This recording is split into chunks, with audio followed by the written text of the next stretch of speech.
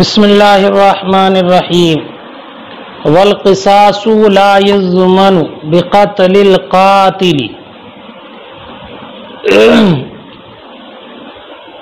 کل کے سبق میں ایک تفریع کا ذکر کیا، یہاں سے دوسری تفریع کا ذکر ہے، اس اصل پر کہ جس چیز کا مثل نہ ہو اس کا ضمان واجب نہیں ہوتا، اس کا مثل نہ ہو اس کا ضمان واجب نہیں ہوتا۔ مسئلہ یہ ہے کہ کسی انسان نے دوسرے کو قتل کر دیا، جان بوجھ کر قتل کر دیا، ایک انسان نے دوسرے کو جان بوجھ کر قتل کر دیا۔ اب اس قاتل پر قصاص واجب ہے، اس قاتل پر اس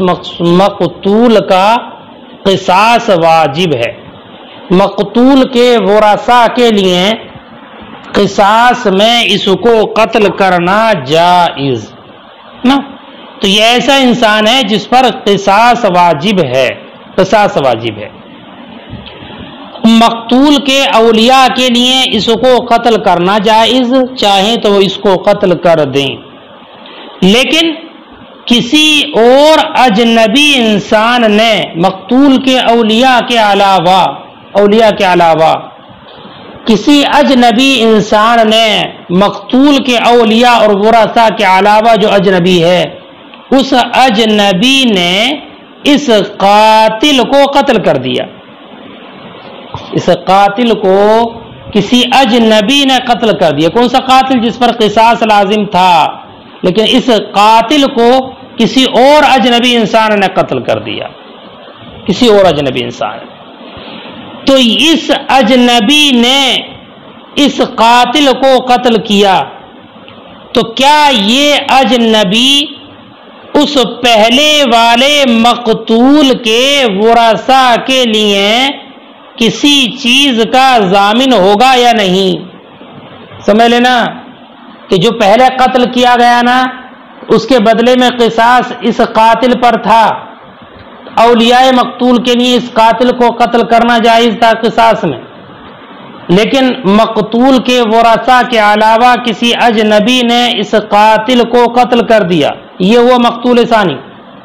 تو کیا یہ اجنبی مقتول اول کے ورثاء کے لیے دیت یا قصاص وغیرہ کا ضامن ہے؟ فرماتے ہمارے نزدیک یہ اجنبی انسان مقتول اول کے ورثاء کے لیے دیت یا قصاص کا ضامن نہیں ہے، ہاں اس مقتول کے ورثاء کے لیے ضامن ہوگا جس کو اس نے قتل کیا ہے،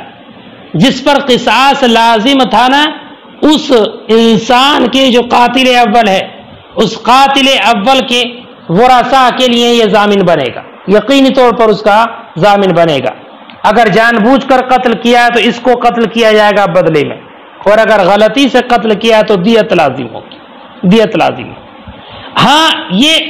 مقتول اول کے ورثاء کے لیے دیت یا قصاص میں سے کسی بھی چیز کا ضامن نہیں بنے گا، اور وہ اس لیے کہ قصاص ایک ایسا معنی ہے جو فی نفسہ غیر متقوم ہے، قصاص فی نفسہ غیر متقوم ہے، غیر متقوم،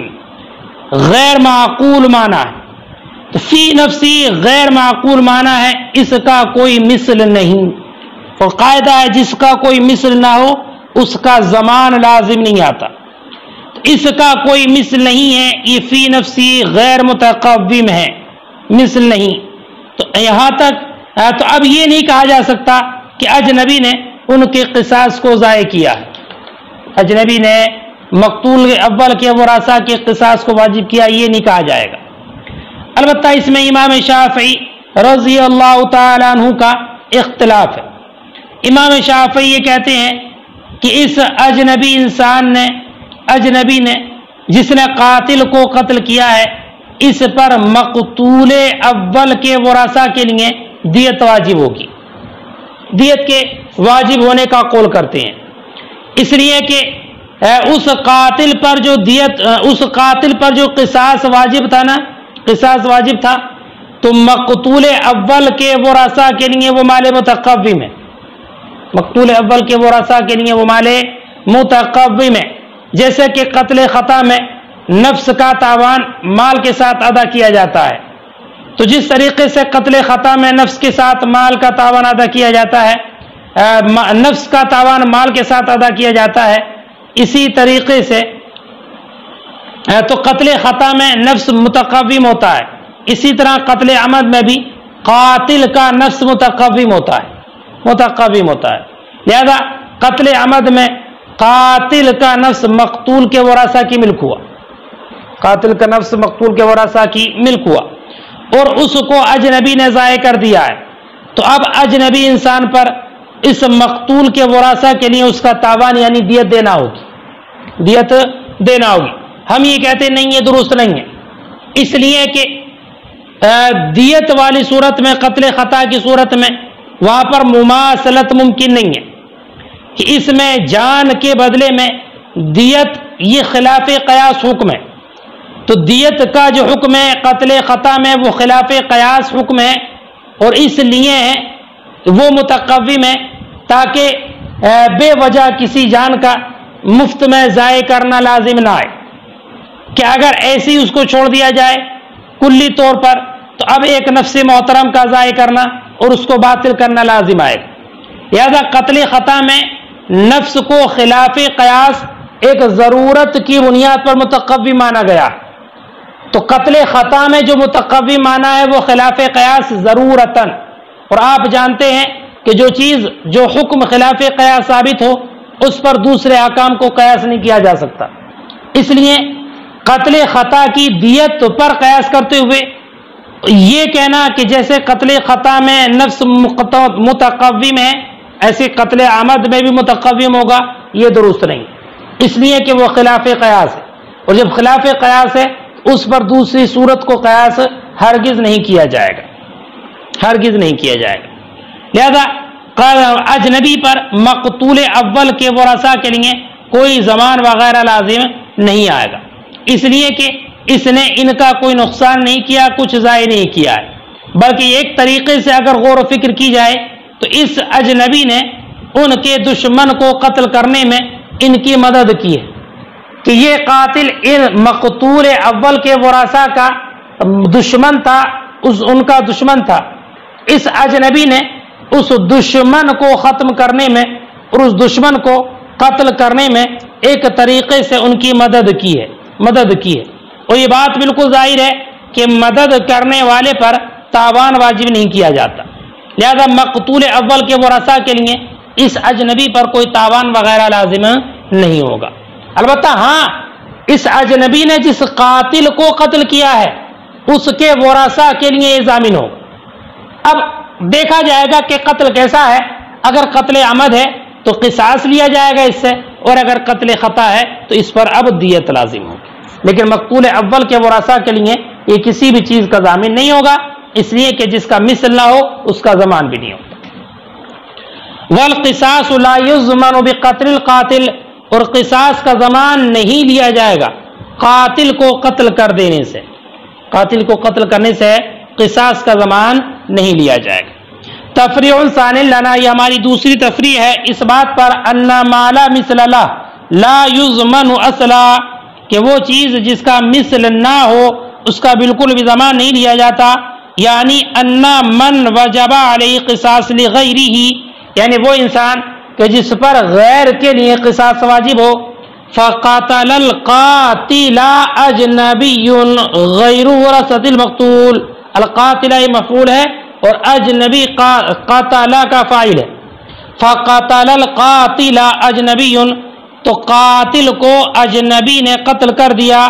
غیر ورثۃ المقتول،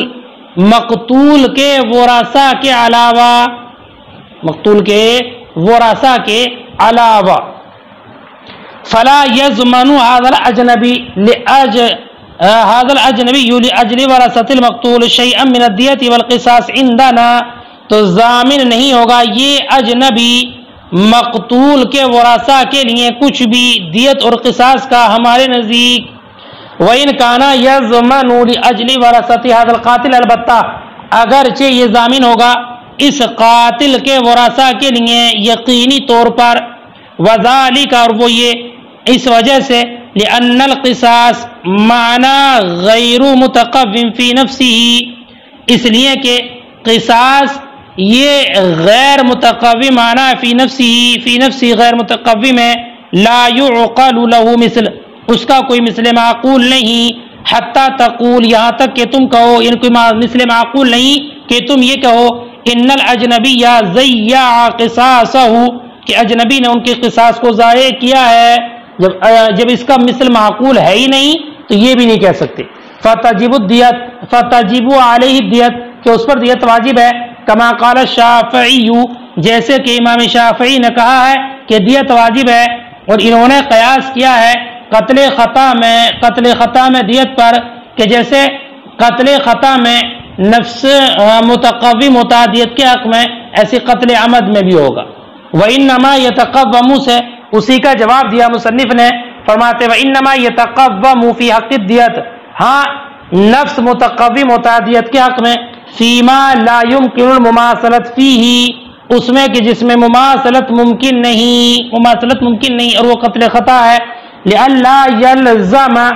احضار الدم بالکلیہ ضرورتاً، تاکہ کلی طور پر خون کا بہانہ لازم نہ آئے، تو ضرورتاً وہاں پر متقوم ہے، ضرورتاً وہاں پر یہ متقوم۔ وہا ہونا الاجنبی ما ضیع لاولیاء المقتول شیئا، اور اس جگہ پر اجنبی نے مقتول کے اولیاء کا کچھ ضائع نہیں کیا، بل قتل عدوهم، بلکہ ان کے دشمن کو قتل کیا، فَكَأَنَّهُ أَعَانَهُ، تو گویا کہ اس نے ان کی مدد کی، نام یضمن ذالک لأجل اولیاء هذا القاتل، ہاں یہ ضامن ہوگا اس قاتل کے اولیاء کے لیے، اما قصاصا، یا تو اس پر قصاص لازم ہوگا، کب؟ جبکہ اس نے جان بوجھ کر اس کو قتل کیا ہو، وَإِمَّا دِيَةً، یہ اس پر دیت لازم ہوگی، دیت علی حسب ما تحقق، اسی کے مطابق جو متحقق کیا ہو کہ جیسا متحقق ہو، جیسا قتل واقع ہے اسی کے اعتبار سے اس پر حکمی ثابت ہوگا۔ اگر قتل خطا ہے تو دیت لازم، اور اگر قتل عامدن ہے تو اس پر قصاص لازم ہوگا، کہ بدلے میں اب اس اجنبی کو قتل کیا جائے گا، اس لیے کہ اس قاتل کو اس نے قتل کر دیا ہے، قاتل کو اس نے قتل کر دیا۔ تو اس جو اصل پڑھی آپ نے کہ جس چیز کا مماثل نہ ہو، جس کا کوئی مثل نہ ہو، اس کا زمان واجب نہیں ہوتا، اس اصل پر امام اعظم کی یہ دوسری تفریع ہے، امام اعظم کی یہ دوسری تفریع ہے اسی اصل پر، کہ جس کا کوئی مثل نہ ہو اس کا زمان بھی لازم نہیں ہوتا۔ وملک النکاح لا یضمن بالشہادۃ بالطلاق بعد الدخول سے اب یہاں سے اسی اصل اور اسی قاعدے پر تیسری تفریع کا ذکر کریں گے۔